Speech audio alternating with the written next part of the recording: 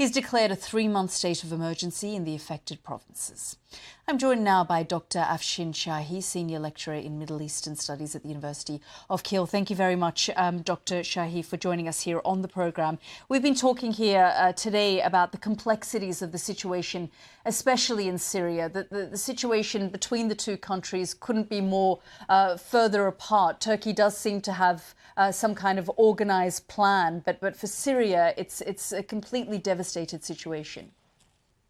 Yes, you're absolutely right. The situation in Syria has been extremely complicated for a very long time. We should remind ourselves that the worst humanitarian tragedy of this century so far has been in Syria. The Syrian civil war, which killed over 500,000 people, and millions of people have been displaced. The area in Syria that has been affected by the earthquake is an area which is one of the last few areas in the country which is still under the control of the rebels. And obviously that makes the situation and basically humanitarian aid extremely complicated.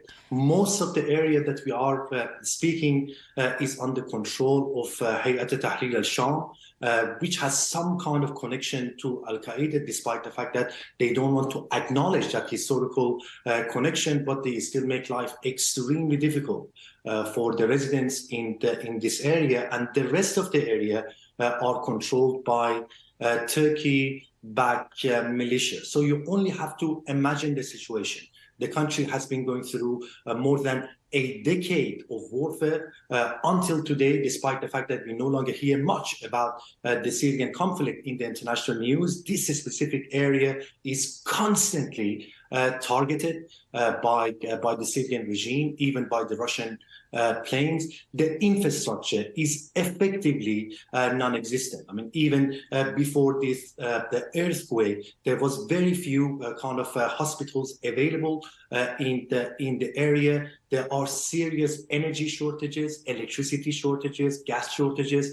The cost of living crisis has kind of created a catastrophic situation in this area.